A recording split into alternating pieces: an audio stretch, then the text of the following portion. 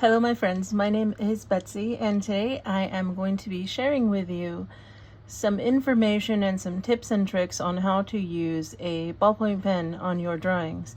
You can use a ballpoint pen to create lots of really good depth and lots of texture and pretty much any kind of drawing, whether you're working with some kind of line art like this. If you like to do any kind of doodling or Zentangling, this can be a lot of fun. Or if you're kind of just going nuts like I did on this one and just kind of creating anything that you want out of any kind of mixture of pens.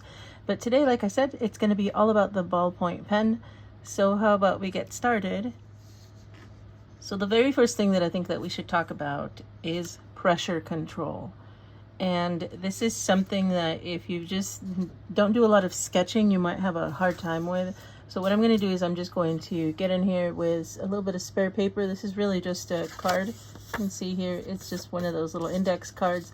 I'm just going to start scribbling on the back, and I want to show you something about pressure control that is probably going to help you. I want you to notice that with actually a lot of pens, not only the ballpoint pen. Again, if you're actually wondering which one it is exactly that I've got here, I will link it in the description, but just so that you know, this is a Bic, is the crystal, because it has that clear barrel.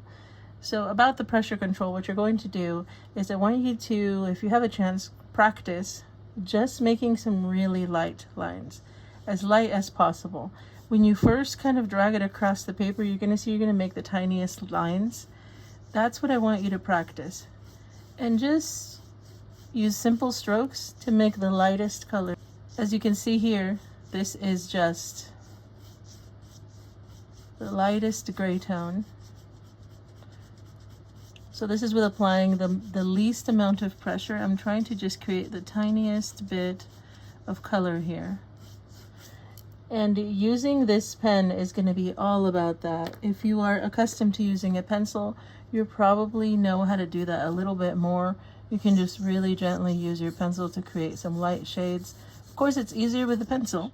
So what I'm going to show you now right here is on this same little patch of light gray, you can always continue to add more. We are going to just gently add more layers. And again, this is about pressure control. And so as you learn to control that pressure, you can see that you can very delicately add layers to things and start to create little shadows, little gradients of color. So you can see it's starting to get darker there. So just be patient with yourself and just try to practice little things like this. And as you start to do this, you'll see that, of course, if you apply more pressure, you can get a nice bold line. And that is perfect for when you need to really get in there into some little spots. And I'll get a little closer. When you have a tiny dark spot, you can just get in there and apply more pressure. And then you can soften the pressure to kind of feather out some of those effects, whatever it is that you're trying to create there. So that's what you're trying to do, is control that pressure. So again, I'm going to show you the boldest line, then I'm going to try to soften the pressure, see if I can get a line as faint as possible. So something like that. So just varying the pressure is going to give you a whole lot more control in your drawings, and I am going to show you some examples in just a bit. And so on the topic of pressure control, the other thing that is, it's a technique that a lot of people use, and I use it a lot myself, so I'm going to mention it very specifically just so that you know what it is. And that's the pen flick. And it's this motion where you apply a lot of pressure, and then as you drag the pen across, you slowly release the pressure so that you create this nice gradient from dark to light. And it's just this flicking of the pen. And if you want to practice on a separate card or piece of paper like that, it's a motion that will help you out a lot. Create nice little gradients. So like that, darker, lighter. And then you can come in with a lighter hand and really get in there like that. There we go. So something like that.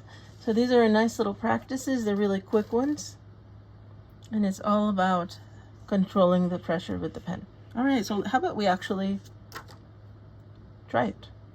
So some basic techniques that we can use are just simple hatching. So let's use this little drawing that I made. I did this, I think, a couple of weeks ago. This is just ink with maybe like a fine liner like this. And so sometimes I like to use these drawings when I don't know how to shade it. I'll use a ballpoint pen. So let's do some simple hatching. So hatching just means straight lines. You can just make lines and they kind of hug each other. They go in the same direction. This is hatching. You can do tiny lines like this, little tiny ones. If you're a scribbly kind of person, this might be nice to do lots of little tiny lines. That's fine. Try to be gentle with the pressure so that you can control the gradients. So you can make little hatch lines like that, or you can make long ones, contour lines like this. That's all generally a type of just hatching.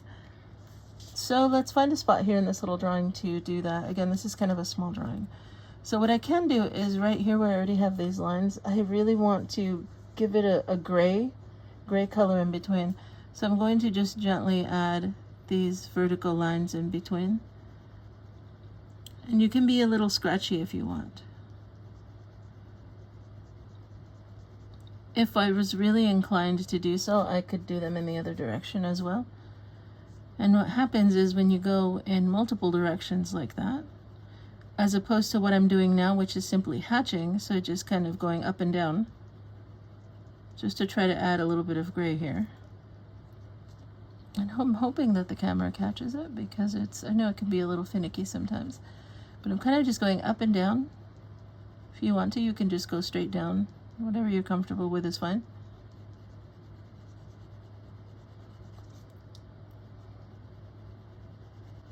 So I'm just going to continue adding more, and hopefully the camera catches it, because from where I'm seeing, it is becoming grayer.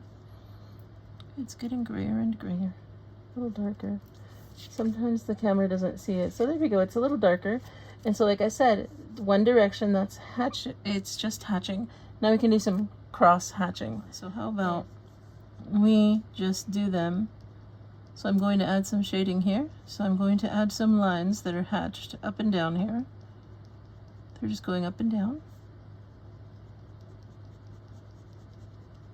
Again, I'm being very gentle. I'm trying to control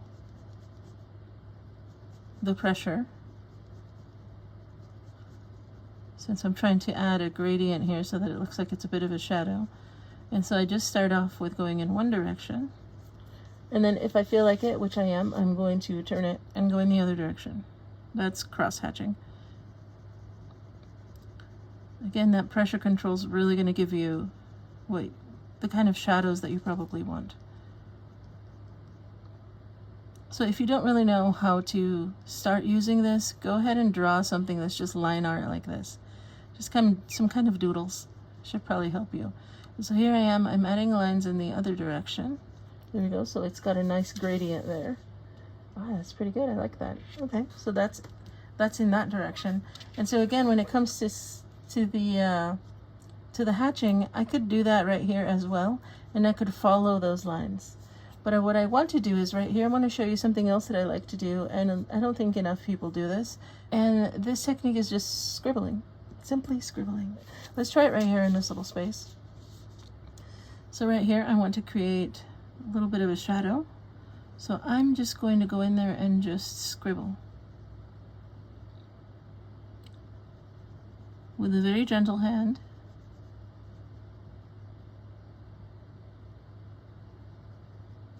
Really, really gently. And as I get closer to that edge where I want it to be darker, I'm just going to add more and more layers.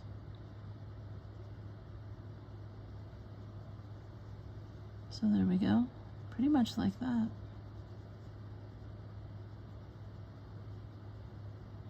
And just see how far you can take it. Just see how far you can go.